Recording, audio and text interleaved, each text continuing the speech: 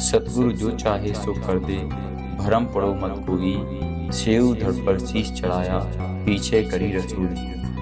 दर्शकों, आज हम एक ऐसे चमत्कार से रूबरू कराने जा रहे हैं जिसे देखकर आपको भी मानना पड़ेगा कि संत रामपाल जी महाराज जी जो भक्ति विधि बताते हैं उससे असंभव कार्य भी संभव हो जाते हैं।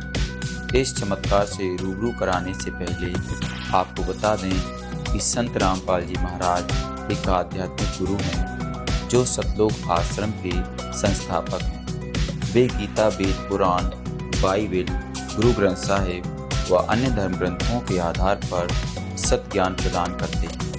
संत रामपाल जी महाराज जी से दीक्षा लेने के बाद उनके शिष्यों के साथ कई तरह के चमत्कार होने लगते हैं। ऐसा ही एक चमत्कार ग्राम चिड़ी, जिला रोहतक, हरियाणा से सामने आया। आइए आप सभी को इससे रूबरू कराते हैं। अब 57 वर्ष की आयु में और ये अनमोल कहानी करना कोई बच्चों का खेल नहीं है। ये पूर्ण परमात्मा कबीर साहब की समर्थता का प्रत्यक्ष प्रमाण है। आस्था चैनल पर प्रभु की परिभाषा प्रभु की देख कर बहुत से भक्तात्माओं ने ये आशा व्यक्त की कि कोई ऐसा प्रत्यक्ष प्रमाण सामने आवे कि जिससे हमें सिद्ध हो कि परमात्मा कबीर साहब वास्तव में प्रभु हैं।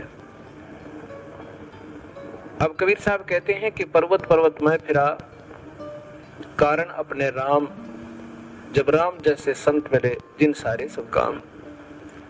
कबीर परमात्मा अपनी ही महिमा स्वयं ही गाते हैं। ये आपके सामने एक अनमोल उदाहरण है। ये एक परिवार खड़ा है।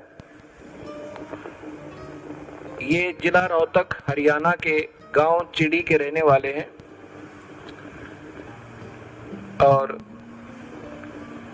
इस बहन के जो अब देखो सामने, इस बहन की आयु लगभग 57 वर्ष है और साथ में ये नवजात शिशु इनकी गोद में है। ये इनका पुत्र है।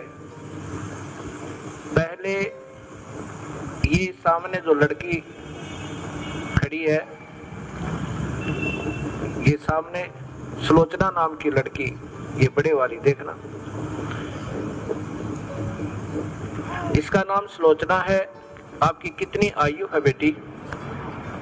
35 वर्ष। अब इस लड़की की आयु 35 वर्ष हो चुकी है और इसके ये 2 पुत्र और पुत्री हैं। ये पुत्री है इस लड़की की और ये पुत्र है, अर्थात इस बहन की।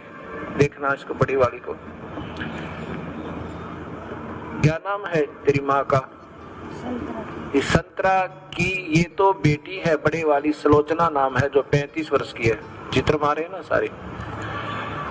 और ये देवती है इसकी और ये देवता, और ये इनका दामाद है। इस 35 वर्ष के तक कोई संतान नहीं हुई इस लड़की के, सुलोचना के जन्म के उपरांत। अब इस बहन ने एक अपनी बहन का पुत्र भी गोद लिया।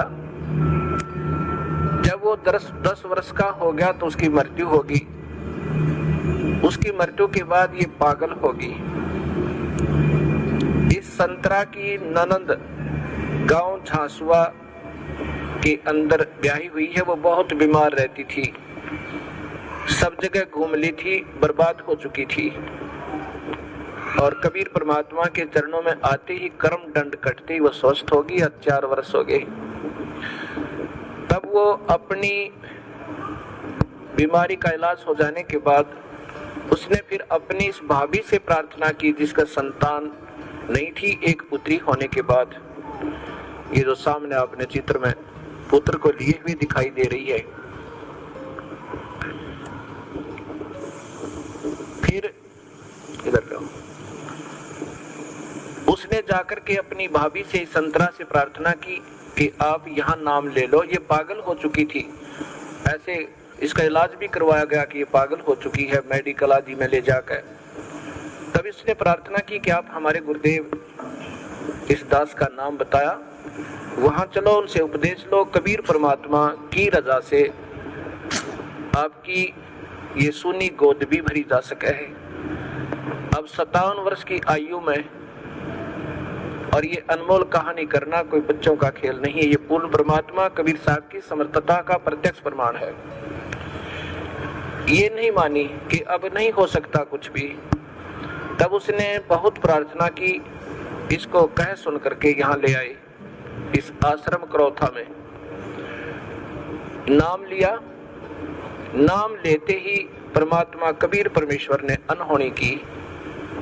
ये बांझ को पुत्र दे, कोढ़ी को काया दे, वो प्रभु कहलाता है।